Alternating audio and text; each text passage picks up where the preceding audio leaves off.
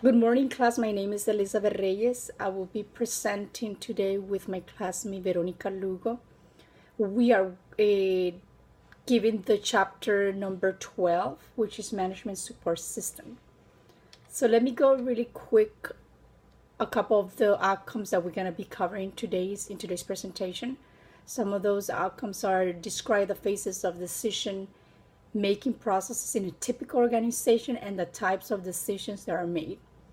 Describe a decision support system, explain an executive information system, importance in decision making, describe group support systems, including groupware and electronic meeting systems, summarize the uses of a geographic information system, and last but not least, describe the guidelines for designing management support system. So let's start by going over the type of decisions in an organization. We have three types of decisions in an organization. One of those is the structure decision.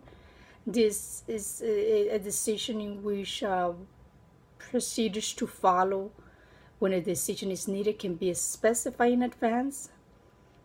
This I will explain in a pyramid picture. So it will be shown after this slide. We have the structured decision. These are decision situations where it is not possible to specify in advance most of the decision procedures to follow. Semi-structured decisions, there are decision procedures that can be specified but not enough to lead to a defined recommended decision. So now let's go to the graph, which I have a couple of examples. And these examples are the senior management, which is considered to be, let's start like the way we have the presentation. We have the structure, which is the operational management, which is an example that we have in the book. It was, payroll. They can determine if you can have overtime, as well as they can decide to give credit to customers. They can determine if they want to give offers to customers. Now we're going to move to the middle management, which is considered semi-structure, and this is where the management can decide to design a marketing plan, develop a departmental budget, or design a new corporate website. The senior management is considered unstructured. Those are the characteristic of a structure, and they can decide entrance or exiting of a new market. They can approve the budget, and they can decide for long-term goals. Now we're gonna move to management support system.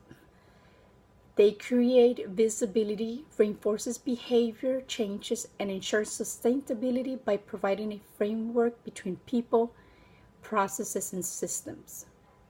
We have 4 different phases for decision making: intelligence, design, choice, and implementation. So let's begin with intelligent phase. This intelligent phase identifies the problem, identify what is going on in a company. It collects data and information. Once the information is collected, you need to define the alternative for solving the problem. One of the examples that we have is companies not doing well. Their sales are decreasing for the past 6 months, so you have to come with a couple of alternatives. You need to collect data. You got to do a couple collection of information, such as collect data of the customer, check how the market is doing, check for the competition. Now the design phase develops several possible solutions for the problem. It defines the association between that criteria, which is the goals and objective of the alternatives. So it generates the alternative for the solution. So in this case, for example, keeping the same example of the decrease in sales here, you want to be more specific. You want the company to increase sales by 3%. in the upcoming 3 months. So you have a couple of alternatives, which is you want to retrain your staff, you want to reassign different positions, or move your staff around, or you want to develop a new advertising campaign, sorry. So you have those different alternatives to reach for a solution. Now we have the choice phase. The choice phase is the best and most effective course of action chosen. So example, you chose to retrain your staff. That's going to be one of your alternatives that you have selected. It was the best one. Now we have the implementation phase. Now implementation, so it's pretty straightforward. This is where you take action. We have the implementation. Says the organization devises a plan for carrying out the alternative selected in the choice phase and obtains the resources to implement the plan. So we have the problem, we analyze your alternative, we review it, and then we take action. Now we're going to move to decision support system, also known as DSS. Is an interactive information system consisting of hardware, data, and models. The decision support system needs to have a couple of requirements, which are it needs to be interactive. We keep the human element, and of course hardware. It has internal and external data. It needs to have mathematical and statistic models, and it's on structured and semi-structured tasks. So those are a couple of the requirements. The components for decision support system, it has a component of database, which is the internal and external data, and also it has the database management system that is used to create, modify, and maintain data. Now we have also the model base, which is mathematical and statistical model to analyze information. And underneath this one, we have another model-based management system that could generate reports or anything that the company might need. So there's a couple of roles for the DS environment. Some of them are the managerial designer. The function for this individual is define management issues, and it relates to management goals and needs. Some of the questions that this person might ask is what data is required, what models are needed, and how users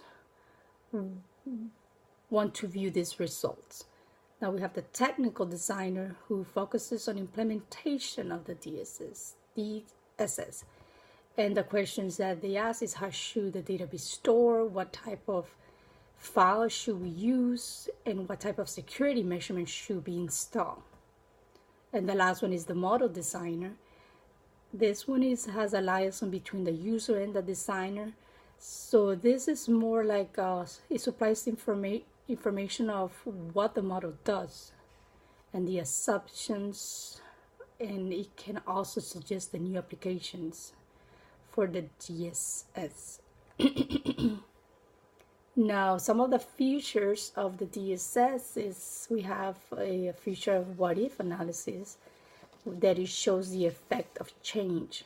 So, and this is like if you want to see graphs of how labor can increase by 4%, will this, if you make this increase, would this affect the product?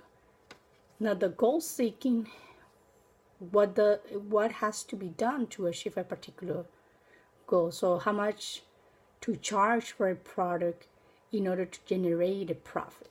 So that's the goal seeking. You're seeking a profit. And then we have the sensitivity analysis, which enables you to apply different variables. So this one, it determines the maximum price you could pay for raw materials to be able to make a profit. And then we have the exception feature reporting analysis that monitors the performance of variable outside the range.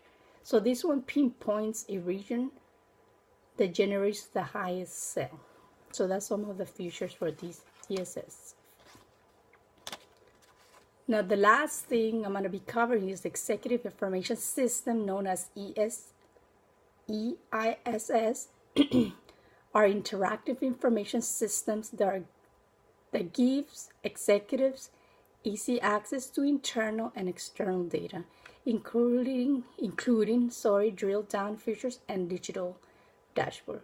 For EIS to be successful, it should relate to organizational critical success. So what's the problem? So it has to relate to a problem, an issue that the company is dealing with, that can break or make the company, they can make the company successful. The ESI include a digital dashboard which integrates information from different sources, often as charts or graph. It helps the business to identify the trends, potential problems, how's the business doing financially. So it provides, the dashboard has different things that you as a business or a owner, entrepreneur, might need to follow to do better in your company. And last thing is reasons, okay, of using EIS. It can increase management productivity because you keep in touch with what's going on because of the fast access of information. It converts information to other formats, and it can spot trends and reports profitability and product costs. What you also want to avoid failure when you use the EIS. Sometimes this failure can be caused because management loses interest in the project. The objectives of the information requirements are not clear, and developing application take too much time. Some of the EIS packages and tools, they have 3 of them. They have the administrative module for data access, the builder module for developers to do data mapping, and the last one, they have the runtime module, which is basically just to have access to the system. This will conclude my presentation, and now I'm going to leave you with Veronica.